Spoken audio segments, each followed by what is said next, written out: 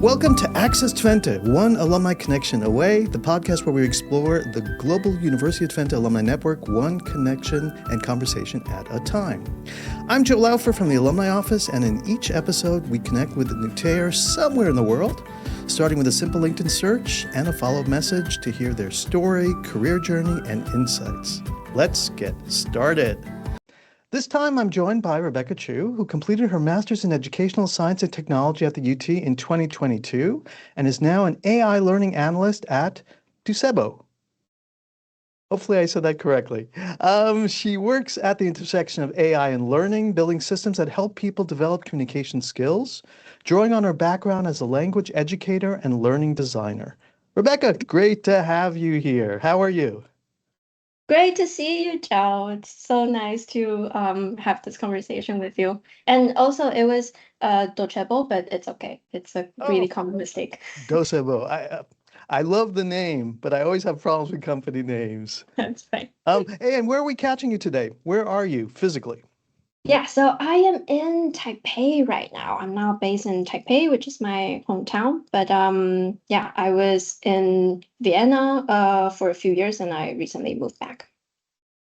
Okay. Yeah. And well, you're from Taiwan. You Yes. came to the Netherlands in 2020 to Yeah. study here at Twente. What made you take that step? Oh, that's a really good question. So I don't know if you know, Joe, but I studied teaching Chinese as a second language in my bachelor. And then after that, I went to San Francisco to work as a teaching assistant for a year. And then so after that, I realized that I really enjoyed that teaching experience, and I really loved to help people grow. But I, at the same time, also recognized that the in classroom setting was a bit limited for me, and because I didn't have enough like time or energy or attention to help everybody that I wanted to help. So that got me thinking, oh, what can technology help with this problem? How can it help me to extend my reach, my value, my impact in terms of education and helping the learners? And it led me to studying educational sciences and technology as a master's in Twente. But why Twente? I agree we have a Yeah, great program in that area, yeah, they but do. Yeah. if you're in Taiwan, if in the US, Twente is not a common university. A lot of people don't know about it. So how did you hear about Twente?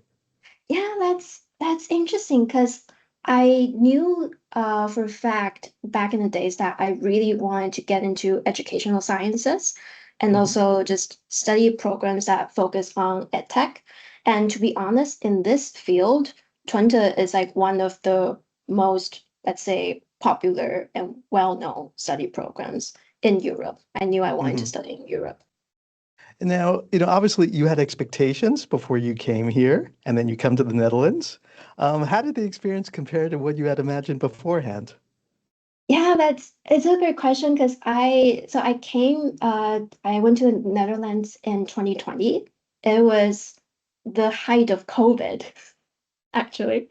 Uh-huh. So I really thought, I mean, I should have managed my own expectations a little bit more, but I thought that there would be more FaceTime, like real face-to-face time with the teachers, with my coworkers and teammates.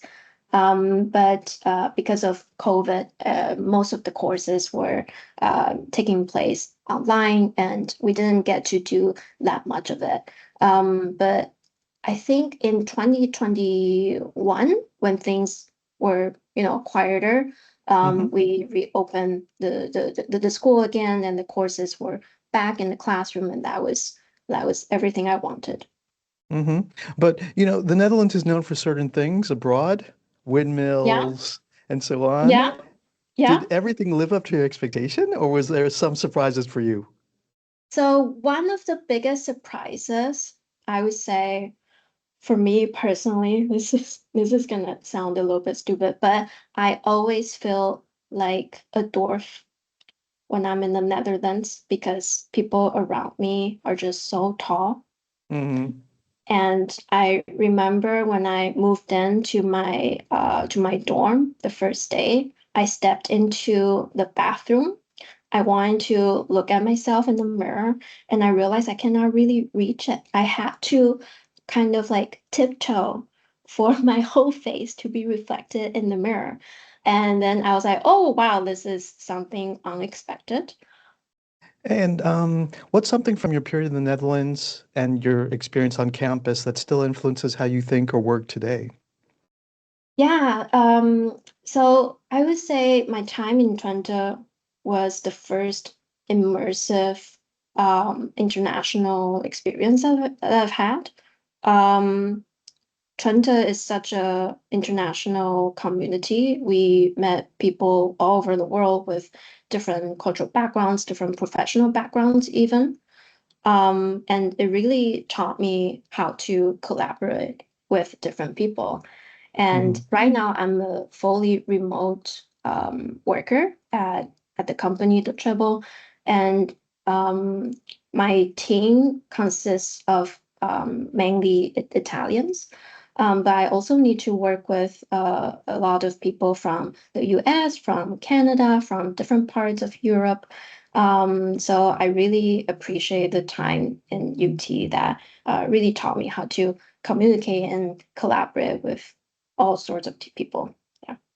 And living in another country, another thing that could be challenging is getting a foot in the door when you want a job or an internship. And, Mm, you had a really interesting internship when you were here at the UT. How did you get it? yeah, so I actually got it through LinkedIn. Hmm. So I think it was around 2021. So that was the time when we had to figure out what we wanted to do for our thesis. And I knew I wanted something practical and hands-on. So I decided to do an internship if I could get one. Hmm. So I think I did some search online and I found this company at Twente called Serious VR. And I contacted an alumni working there. And I just said, oh, I wanted to do an internship. Do you have any spots open for me? And she was like, yeah, let's set up a call and discuss it. And I met with the CEO and they said, yeah, we have an interesting project for you in the realms of VR and we would like you to do it. And that's how I got it. Okay, so a combination of A, using the alumni power, but also tapping into LinkedIn. Yeah, exactly. And LinkedIn actually helped me a lot because it helped me get another part-time job that led to my current job. And it was so I got messaged by my previous boss, and he said Hmm. that, oh, I saw that you used to work at Chinese Pod. I really love their product. I used to work with a few of those people. I would yeah, if you're looking for a job, I would love to interview you. And then I got hired. Hey, and going back to your thesis, so you worked on using virtual reality to assess personality traits like orderliness.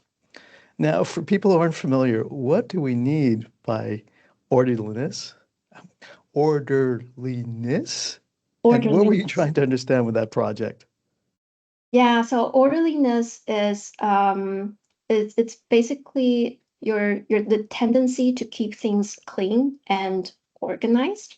Hmm. And with my thesis, what we wanted to explore is if we could use VR to assess your personality traits based on the behaviors that you exhibit in the VR scenario. Hmm. So this was done in the context of employee selection. So imagine if you are interviewing for a job and instead of receiving a survey about your personality, you wear your VR headset and you go through a VR scenario, you complete some tasks, and then afterwards a report is printed out, and it can tell, let's say, how orderly or how organized you are. So we were trying to find the correlation between a self-reported survey on orderliness and also the behaviors that you demonstrate in a VR scenario where you had to fold some boxes in a factory. And what was interesting is that we set up different, let's say triggers in the factory setting. For example, a piece of trash just like on the table, or another piece of trash on the floor, and we see if you are orderly enough to actually pick up that trash, and you either like throw it somewhere, or you can actually walk to the trash can and put it down, and things like that. And we found a significant but weak correlation between the two. And after graduation, you went out into the real world and you quickly got into AI in learning environments. And I was curious, what did it click that this was the space you wanted to focus on? Yeah, so after VR, I think around 2022, so when I was like graduating, that was when there was that was the start of the AI discussion. That was before the ChatGPT came about, but already around that time, people were discussing how we can use AI to scale e-learning and edtech in general. So I got into this company called Edugo, and we were basically creating this AI-powered authoring tool for language teachers. So as a teacher, I can use it to create learning content. And I joined that company, and then 1 year later, ChatGPT, boom, came about. It was Mm. all the hype. And we started to heavily invest in this space. And I was there at the right time, I guess. I was lucky. And that's when I realized, wow, AI is super powerful. And it's such a great technologies that can help us extend our reach in terms of education. Mm. And you mentioned Chinese Pod. You spent several years creating learning content. You recorded lessons. You explained language concepts, and you helped learners also understand both Mandarin and the cultural context. And I was curious, how did that experience shape the way you think about learning? Yeah, good question. So I was actually talking about this with a friend lately. So, um, I think if you look at my career, you will see that I have a lot of very different experiences, but they are all following the common thread, which is to help people grow and reach their potential. And in my case, Chinese pot, looking back, was kind of like an odd job now that I work in AI. But what it really taught me is to have empathy for your learners. And I think that's super important because teaching Chinese as a native Chinese speaker, you really have to um, try very hard to relate to your learner who cannot speak Chinese, and to understand their pain points and the solutions that you can come up with to help them address that. And I use this concept every day at my work because um, we, so at work, I need to also be involved in designing the experience for the instructional designers, for our target customers. And we need to figure out, let's say, mm, what is on their mind right now at this step of the product. How can we use AI to help with that? How can we use AI to help them reach their goal, and what kind of support they might need at that step? Mhm. Yeah, so I think empathy is a big one that can be applied in multiple contexts. So I guess that answers the question, what have you learned about what actually makes something stick for a learner? Mm, yeah. empathy. And also I think for me, so there's a concept called curse of knowledge, which means that if you already know something, it's very hard to relate to people who don't know it yet. Hmm. And this, you have to bridge that gap yourself by trying very hard to relate to the other person and think about what might make the learning experience frictionless for them. And it is something um, very important in product design and in education in general. Hey, and in your line of work, what is a normal day like, working in AI-powered learning systems? So what is a routine for you? Right now, I am working on a very cool product called AI Roleplay. And this is basically a AI-powered simulation tool that allows you to practice communication skills with an AI avatar. And you can set up the scenario in any way you want, also the avatar. So let's say if you are a customer support agent and you want to practice dealing with an angry customer, you can use this to practice this conversation in a safe and low risk manner. And I think we're doing some really big progress in this product, and I'm very happy to work on it. Yeah, I think I saw a post you wrote about that. It was then called the AI Yeah. virtual coaching platform. And I Yes, think we you changed the described that it name. was 2 years of your work Yeah, that was spent in it. it What is. made that project so meaningful for you? Oh, because I think it really stands for um my passion and what I believe in as an educator. So like I mentioned, a common thread in my career has been helping people grow and reach their potential. And I think soft skills and communication skills specifically, it's super important and it can get you to a lot of places. And to have a tool that allows you to practice and hone in that skills in a low risk environment, you can do that whenever you want, how many times you want, and get an accurate assessment report afterwards to see Hmm. where your skills stand and where you can go. I think that is really a perfect tool for practicing and for your skills development. And, obviously evaluation, quality are big parts of your work. Yes.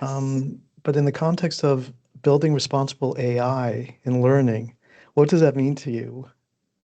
Yeah, I think it really highlights the fact that we need to put humans at the center in AI powered systems. And um, I am so at the company, I'm always the one that advocates for instructional designers. We advocate for keeping human in the loop. This is a big part of having responsible AI systems. So when you're designing something like an AI feature and AI capabilities, you need to think about how you can put humans in charge, how you can let them have enough autonomy to override any suggestions that AI make, because we believe humans know better. Um, so it's really about that, and also transparency is a big part of it. Whenever we use AI to generate something, we need to tell the users that this is AI generated, but we trust your judgment more. So feel free to modify it in any way you see fit. And also, we need to caution them about the potential mistakes that AI can make. Every time when we're testing our prompts, if we identify a risk associated with quality, we need to point that out to the PM and we need to convey that to the users in a way that say, oh, hey, we know that this AI might make this mistake, so watch out for that. And this is more of a collaborative relationship that we're building here. Hmm. And looking back from the time you came to the UT in 2020 to now, is there one or two key lessons you've learned? Yeah, good question. Big question. Yeah.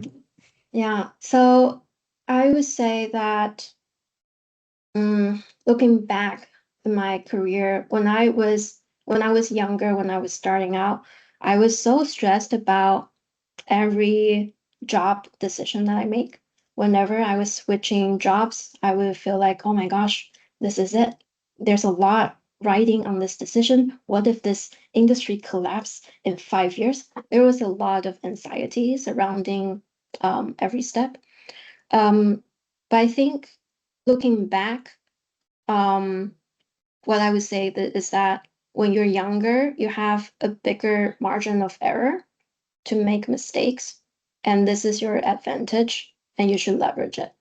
Mm. So, I did a lot of odd things when I was young. They may not make much sense at that time, but looking back, everything kind of makes sense now. And all the weird experiences I've had, they have all come back to help me somehow in my daily experiences, in my job, in my personal relationships, or whatever. So I would say that, yeah, don't stress about following a predefined perfect path as long as you find a role that is aligned to your overall passion and your goal, and you stay motivated, then that I think is a pretty good condition. And I hope that you guys can look back in 10 years like I am now, and you'll realize everything just clicks. Okay. And going to a very practical LinkedIn question, when you Oh, get a message from someone you don't know, what makes you decide to reply? And what is something that makes you think twice about replying? If people need to think, okay, how do I approach a person for the first time? interesting. So I'm a very open-minded person. So if someone wants to, like, let's say, schedule a coffee chat with me about my work, about my job experiences, I would mostly always say yes. I think it's about the intent. If they are trying to gather information from me, to help them reach their own like professional goals, I'm always happy to help. So I think, yeah, to craft a good LinkedIn message, I think you just need to make your intent very, very clear. As long as your intent is not malicious and it is mutually beneficial in some ways, yeah, I think people can react positively to that. Yeah, that's helpful insights. Thanks for sharing that. If people want to follow your work or get in touch, what's the best way to find you? LinkedIn, LinkedIn. Okay, well, shortest hey, Rebecca, answer. thanks again. I really enjoyed this conversation. Thank you, Joe, for having me. And to everyone listening, sometimes all it takes is one message to start something new. See you in the next episode.